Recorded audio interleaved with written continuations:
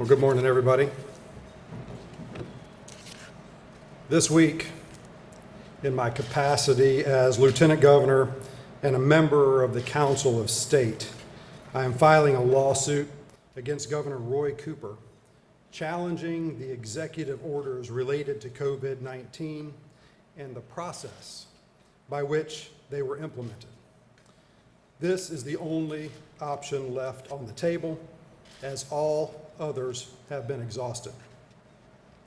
This lawsuit is not interested in the substance of Governor Cooper's orders. Let me say that again. This lawsuit is not interested in the substance of Governor Cooper's orders. It specifically addresses his lack of authority under the Emergency Management Act to shut down North Carolina without the concurrence of the Council of State. The members of the Council of State include the Governor, the Lieutenant Governor, the Secretary of State, the Attorney General, Treasurer, Commissioner of Labor, Commissioner of Insurance, Commissioner of Agriculture, Superintendent of Public Instruction, and the State Auditor. From the beginning of our country, Americans have rightly been suspicious of executive power. When the governor is delegated power, it is not absolute. There exists a system of checks and balances which are necessary to ensure that we respect the freedom and the will of the people. One person in the position of governor or secretary of health is not allowed under the law to shut down wide swaths of the economy indefinitely. Governor Cooper has not followed the law. In March, Governor Cooper announced via social media that he was going to shut down restaurants in a matter of hours. Then, a few hours later, he asked Council of State for approval of his plans. He then held a press conference announcing his plans while the Council of State was in the process of voting via email. The majority of the Council of State voted not to approve the executive order because the governor allowed no time for discussion of an order that shut down 11% of the state's economy without sufficient time for those impacted to prepare. The governor chose to unilaterally move forward in defiance of the law and the Council of State. To date, he has not sought concurrence on 6 separate executive orders related to shutting down North Carolina. In times of crisis, the rule of law is more important than ever. We must do the right thing in the right way. No one, governor or citizen, is above the rule of law. I am asking the court to invalidate Governor Cooper's unlawful executive orders that continue to shut down large parts of the economy until he receives the concurrence of the majority of the Council of State as required by law. I'll be happy to take questions from anyone in the media.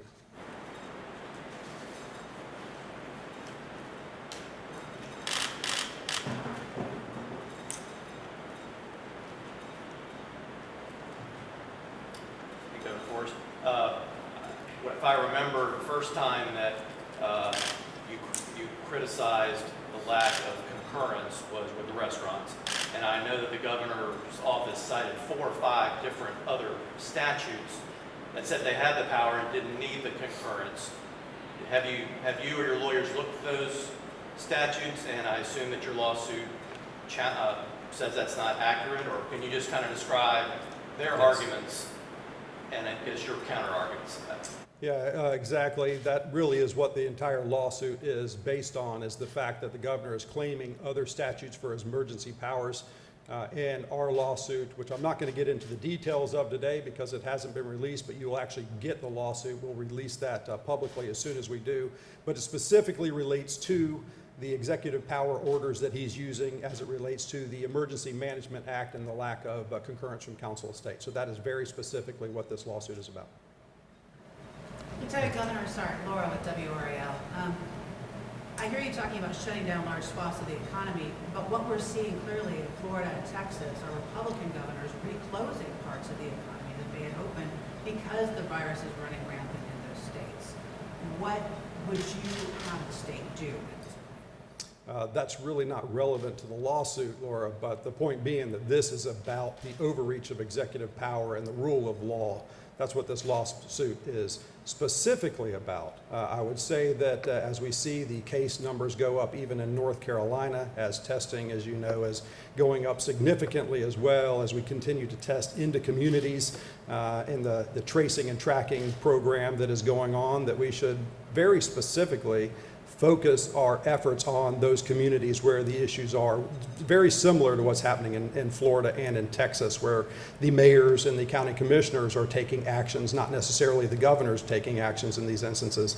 So you guys have on your website, as well as the News and Observer has on their website, even a breakdown down into zip codes. I don't believe there's a one-size-fits-all approach to this. So we have numerous counties across North Carolina that have no issue at all.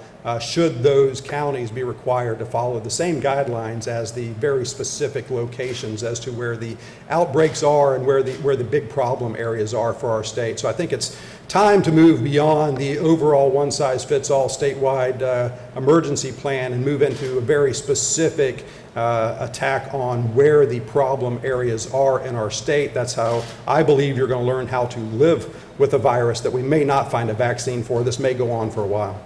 Right, but just to follow up, in both Texas and Florida, the governors took action on a statewide basis, and I realize that's not the basis of your lawsuit.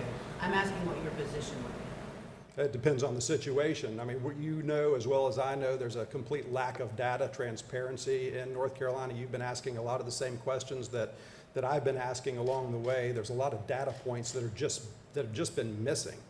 So while we continue to track number of cases, the cases are going to continue to go up until there's a vaccine for the virus. We all know that, but we track that every day, and it becomes a headline every single day, the new number of cases. The reality is many of those cases have recovered.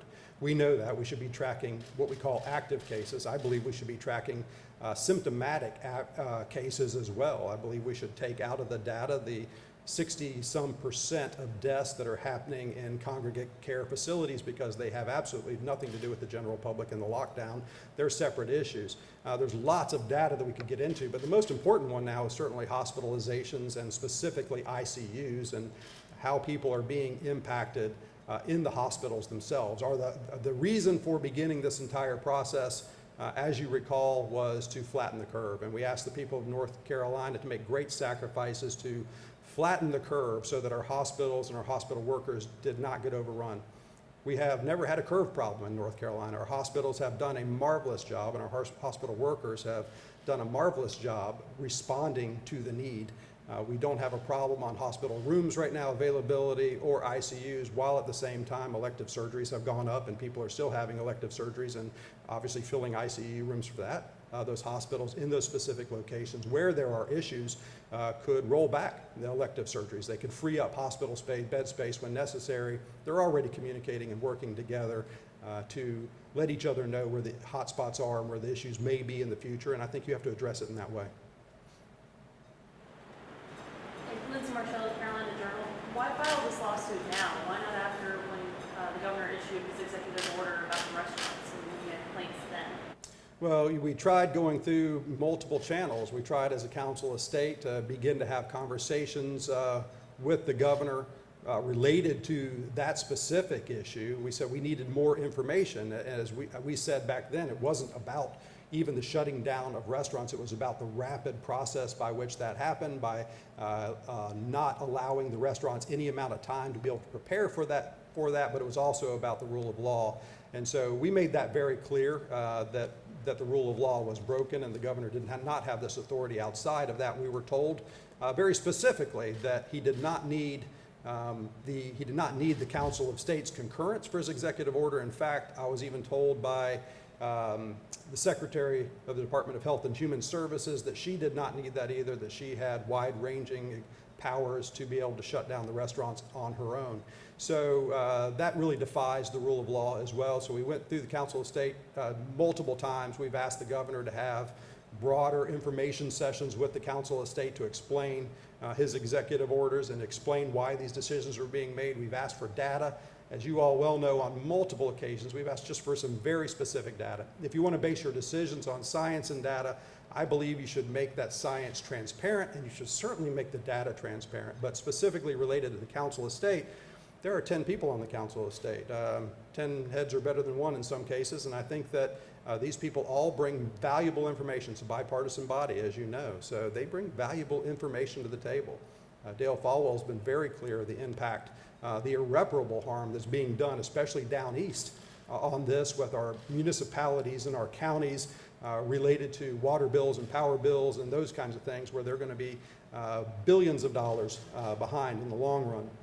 So these are just conversations that should be had amongst Council of State members. So we went that avenue. We were also, even the Council of State members, we were hoping that the General Assembly was going to be able to address some of these issues as well. So we waited through that legislative process, and there were several bills that came forward, but none specifically dealing with the overreach of power, none specifically dealing with veto overrides of some of the decisions. And so once the legislature was done and they left town, then we said we've exhausted all options, and this is the path to go. I've always had the same philosophy since I got involved in politics, and some people will say this is political, what we're doing. There's nothing politically expedient about suing the governor, ever. It doesn't politically work in your favor. But my office motto, my team motto has always been, always do the right thing, no matter what the cost or the consequence. That is what I believe. And I believe, again, as I said in my statement, that in times of emergency, it's more important than ever to uphold the rule of law. So that applies to governors, that applies to citizens as well.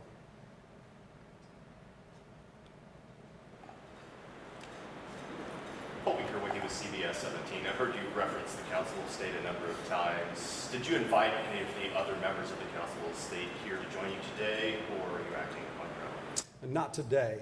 Several weeks ago, perhaps a month ago, we actually had conversations with the members of the Council of State. They didn't have an appetite to do this. They were really just kind of like we were hoping that the General Assembly would be able to deal with these issues in another format. This is the last thing we wanted to do, certainly the last thing they wanted to do, and we just decided that we would move forward on our own with this without the rest of the Council of State. So we didn't ask them in this case.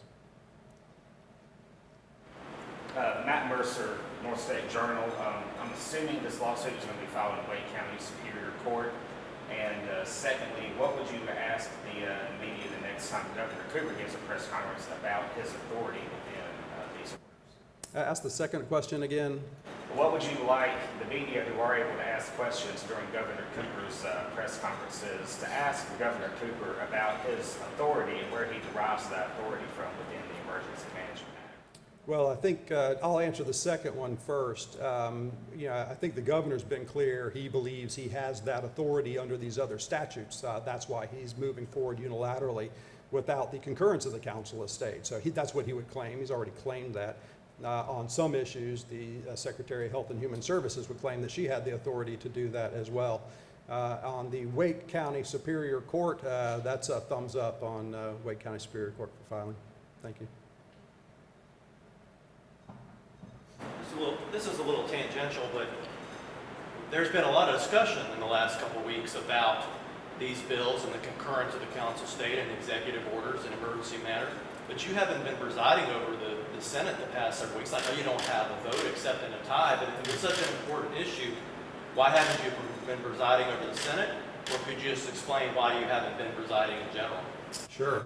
Well, first of all, presiding over the Senate has absolutely nothing to do with the ability to debate. The Lieutenant Governor has no debating ability. We've obviously been working behind the scenes with not just members of the Senate, but members of the House to try to find ways to make sure that the law is upheld in North Carolina. So that's regardless of presiding. I made a very conscious effort when session came back in. We were traveling around the state. We were meeting with business owners and individuals around the state who have been, again, irreparably harmed by some of these decisions, businesses that won't open up. I made a conscious decision, not through my office, but through my campaign, to actually give away funds to people that were hurting out there. We didn't go with any media or any fanfare, but we traveled around the state and helped people out. There are people that have lost their businesses. They won't open up again.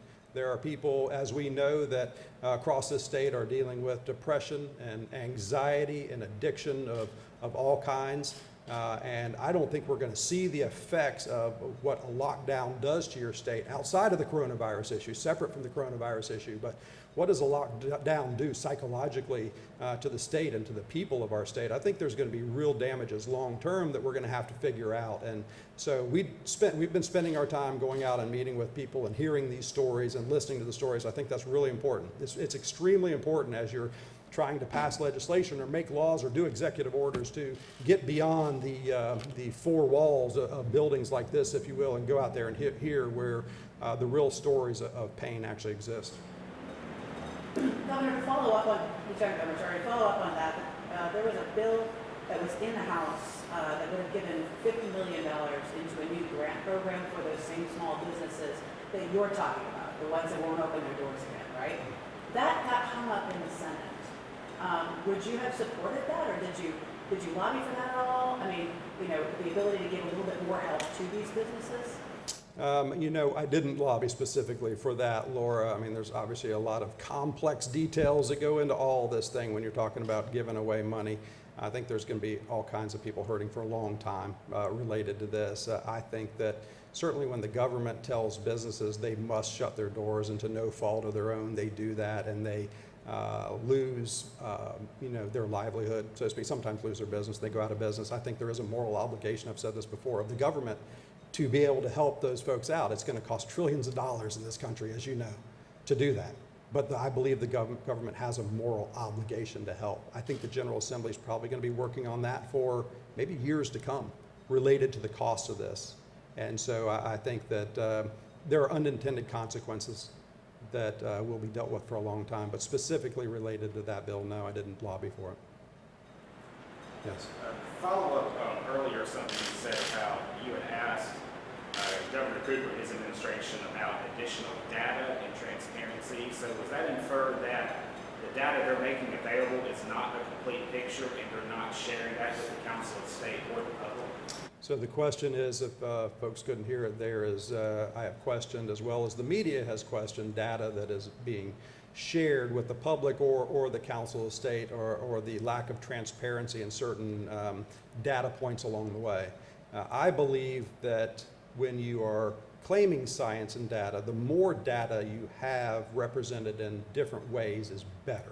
The more we can do to paint the picture of the data that we need to make clear, concise decisions is really important. For instance, we know who this virus impacts the most. It's the elderly, it's those that have comorbidities within the elderly.